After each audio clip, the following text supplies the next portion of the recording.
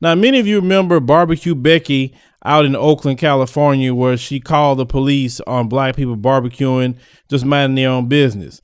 Well, we have another Becky, a Becky from the neighborhood. This man is going around. He's a general contractor. He's trying to knock on doors, trying to get work.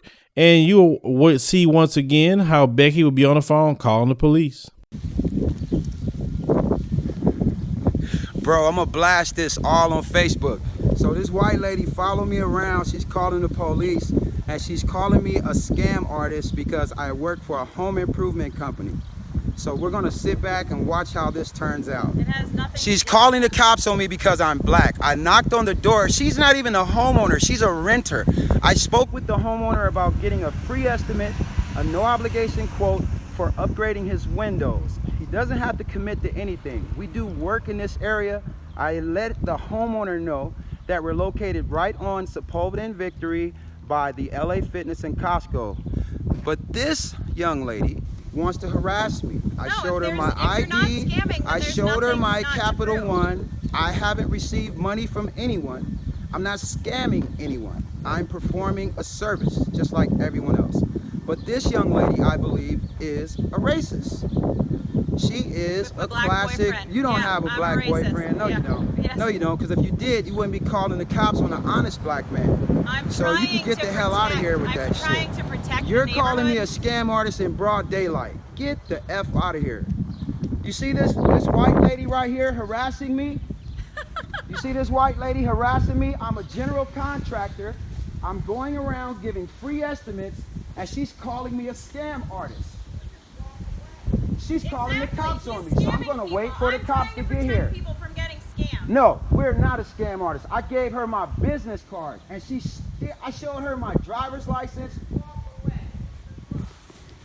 Now, we saw, as with the BBQ Becky situation and this one, this is their go-to thing. Let's go run and call the police. So we just hope that the police come out and kill this black man. We just hope the police come beat up this black man. We get satisfaction in watching the death and destruction of black people. Even if he is scamming, what is it to her? Is he scamming you?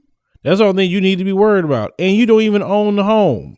Then when the dude called her out on her racism and say, I have a black boyfriend, that don't mean crap. There have plenty of black men that would date racist white folks.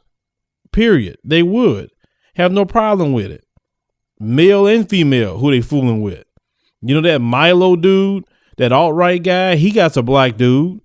How many stories have we seen black men have been with racist white females and then they call the children N-words? Or they even call the black men that. So that don't mean anything because you got a so-called black boyfriend. That brother had a point. If you had a so-called black boyfriend and you cared about black people, then you know good and well an honest black man what he has to go through working a job, dealing with situations like that. Now, we fully don't know the outcome with this video, but this just says enough that they always running and calling police. And like I told y'all before, they will not make no laws about calling 911 or send them out there for bogus things because they're the ones doing it. Let black folks start doing all that calling the police for any little thing. I promise you, they'll come up with laws, ordinances. All of a sudden, it's going to start being fines if the police come out there and it's not what you say it is. They'll do that real quick. Even with that swatting thing, they don't get charged for that because they give them the power to call the police to try to keep us in check. That's what it's all about, brothers and sisters. It is not about just calling the police. It's about watching you and I and keeping you and I in control. And that's part of the package of white privilege is that I can call the police even on fake things and nothing happens to me. I don't go to jail, no charges are pressed, I don't pay any fines, etc. 911 is supposed to be for emergencies, not, oh, this guy's in the neighborhood, I think he's scamming. What the cops gonna do about it? Think about that. What, even if he is scamming, what the cops gonna do about it? He ain't going to nobody's house and robbing them. He's going knocking on some doors, and either they can say I'm interested or I'm not. It's just that simple. But who is this woman? Identify her, internet sleuths that's out there. You good at finding out information? Who is this woman? She needs to be memed, that's for sure.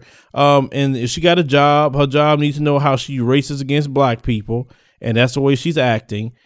People need to find out who she is, just like they find out who the other woman is. And of course, you're gonna have those who come and defend her. Well, I don't agree with what she did. And that's horrible if she's harassing a working man, but I don't think people should know her information or who she is or her lose her. There's always that but, because they always stay on code. That's why I tell y'all. So when you see that but, you already know, no matter where they're using that but at, Twitter, Facebook, Instagram. It starts off with, I disagree with them.